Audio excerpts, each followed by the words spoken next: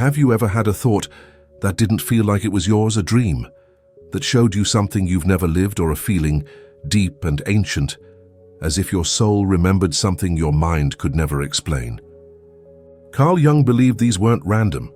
He called it the collective unconscious, a hidden layer of reality shared by every human being across time, culture, and space. And once you understand it, you'll never feel alone again, because what you carry inside isn't just personal. It's ancestral, it's symbolic, it's eternal.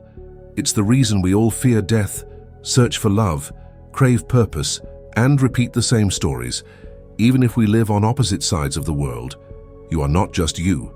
You are a living thread in the fabric of human consciousness. You are part of something much older than memory, a silent inheritance written in symbols, dreams, and emotions. This is not philosophy. This is Jung's deepest truth, and it changes everything. You've probably felt this before. Without knowing what it was, you watched a movie and cried, not for the plot, but because it awakened something ancient. You read a story and felt like it was telling your truth, even if it was written 1,000 years ago. You met a stranger and felt like you've known them forever. That's not coincidence. That's the collective unconscious. Jung described it as a vast reservoir of images, instincts, emotions, and patterns shared by all humans. You can't see it, you can't touch it, but you carry it, like water in a river, flowing through you and through everyone else, shaping thoughts, feelings, myths, fears, and dreams. Every religion, every culture, every civilization, they all share similar symbols.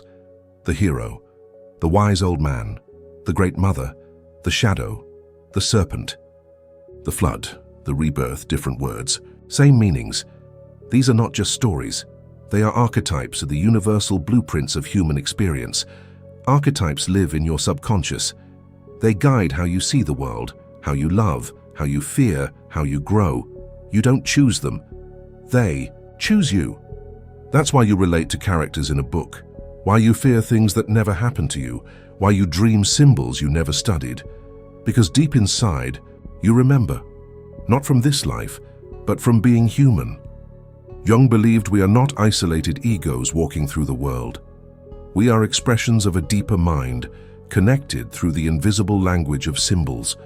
The same way birds build nests without instruction, humans carry inner maps, and for love, loss, power, truth, survival, transcendence, the collective unconscious holds those maps, and if you learn to read them, you begin to understand why you are the way you are, and why others are too.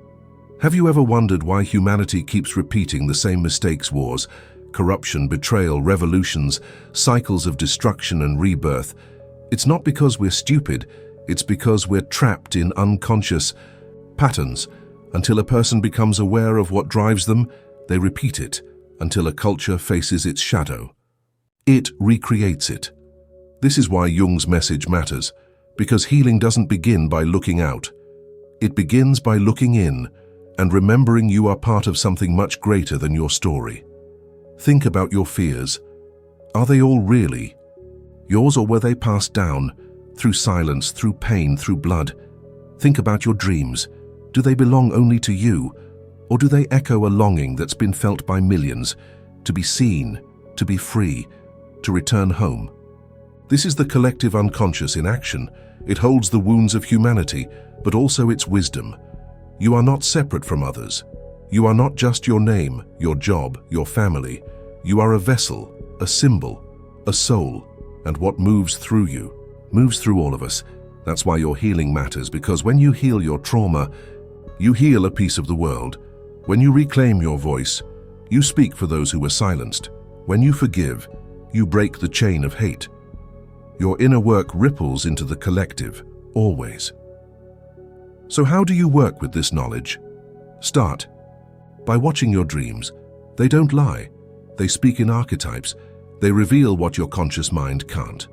Start by noticing symbols: a snake, a door, a broken mirror, a storm, a river, a child, a shadow.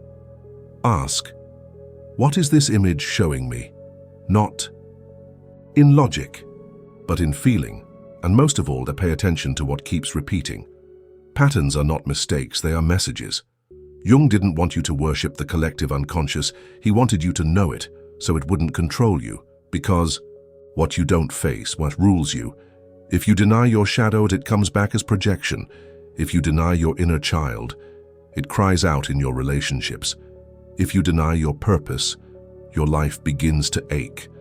But if you listen, if you feel, if you allow the deeper layers to rise, you begin to live not as a puppet, but as a person, not as a product, but as a soul. You're not broken, you're ancient, and everything you seek, wholeness, connection, truth, it lives inside this collective field.